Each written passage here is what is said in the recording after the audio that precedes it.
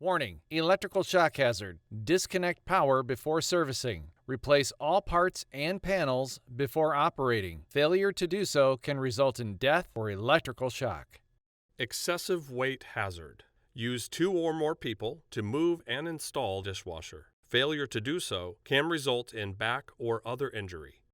My name is Phil Lally. I'm the product service manager for Whirlpool for the dish category, and today we're going to cover the new installation of a new model line we've got out that's going to launch in February of 2020.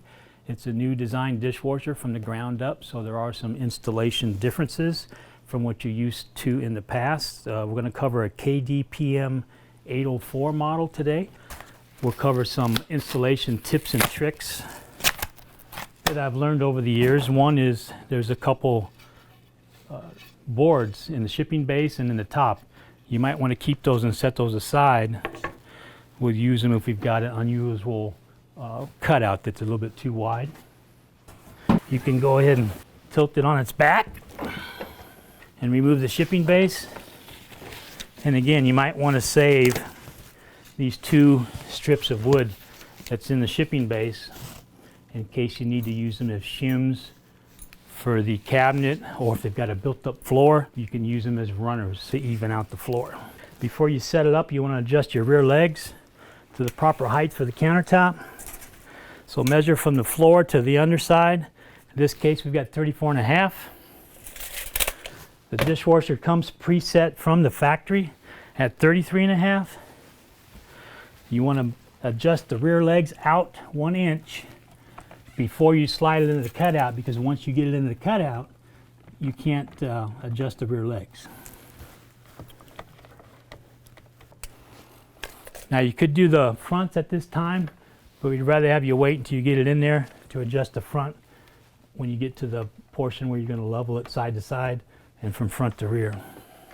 So at this time, once you've done the rear legs, you can set it up. So once you get it stood up and get ready to slide it in, you're going to route utilities kind of like an umbilical cord out the back, and you're going to route them through the bottom, rear, or right side depending on where the sink is. And you've got the drain hose, the water supply, and the electrical. Now the hole that's required is only 1.5 inches, and a lot of guys ask me, how do you get all this through a 1.5 inch hole? You put the plug in first, and then you do the water supply. And lastly, you do your drain hose, because you can squish it down to fit through the remainder of the hole. So we've got the utilities routed through that 1.5 inch hole now. So you're going to start to slide it in to the cutout. As you're sliding it in, you also want to pull the slack out of the water supply, drain hose, and power cord so they don't pinch up behind there. Also, in a tight fitting cabinet, you can use a tool like this, some type of wedge, that as you're pushing it in, you don't want the blanket to bunch up, so you can push it in as you're sliding it in as well. We've also got a new feature where we have 2 anchor points now on each side of the blanket to anchor it to the tub, so when you do push it in, it doesn't bunch up. And just go a little bit at a time, pull the slack out. Make sure the blanket's not bunching up on you.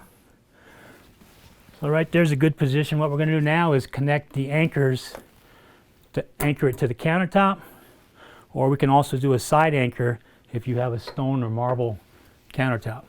Another improvement that we made for this model line is our top mount anchor points have always been in the same location, and you can only put a screw in the wood so many times before it strips out. So we added 2 more slots.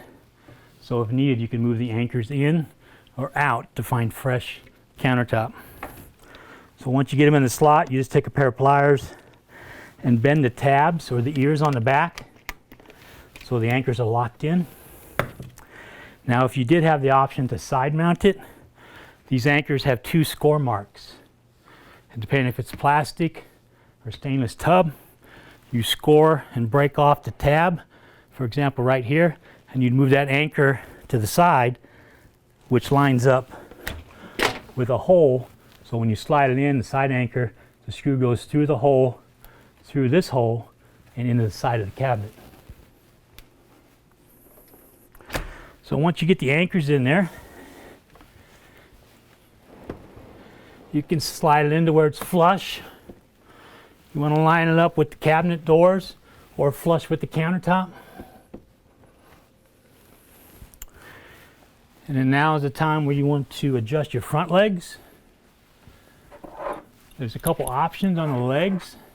You can use a crescent wrench at the bottom of the leg or a 7mm Allen wrench at the top of the leg. There's a hole in the middle of it, and you can turn it from the top or use a wrench from the bottom, whatever you prefer. So you just lift up on it until it's where you want it, and you can just actually start it with your hand to get it close to where it's level. And then from there you can use your 7mm Allen wrench or a crescent wrench to adjust the legs to where it's level. You can visually look at it, make sure it looks good from the top and the sides, and also you can use a level on it. From front to back, you go there, and side to side, you can open the door and stick it right on the frame of the tub right here to level it side to side. Now, even though you get it as level as you can with a level, you always want to ask the customer if it looks okay to them before you anchor it, because sometimes the countertop's off or the cabinets are off, and even though the dishwasher's level, it may not look right. So always ask the customer and you can adjust from there. So once we've got it level like that, front to back, side to side, flush with the cabinet doors, flush with the countertop, you want to lightly open the door. Then you want to take the 2 screws that came in the miscellaneous parts bag and anchor those right into the countertop. Now you've got 3 holes under here, so you should be able to find a fresh. Okay, once you've got those in there, it's anchored, so when the customer opens and pulls the racks out with a load of dishes on it, it doesn't tilt forward or move on them. Okay, also in the video I referenced during the unpacking portion that you might want to save the boards that come in the shipping base, because you may use them if you've got a built-up floor or if you've got an extra wide cabinet behind the fascia board and you're side mounting it. These work great as shims. For example, on the side, if you've got a wider than 24-inch cabinet cutout behind the fascia board, there's nothing for the screw to bite into, so you can actually use the boards to shim it out on both sides to 24 inches wide, so when you slide the dishwasher in and you side anchor it, the screw has something to bite into. Also, on a built-up floor in an older home, if you put the dishwasher in, it's going to drop down on you, so you want to use these as shims rather than just cutting shims for the back. Actually use the full length, cut them to measure, slide it in, so when you slide the dishwasher in, it's nice even with the floor, and you don't get that gap at the top because it dropped down on you.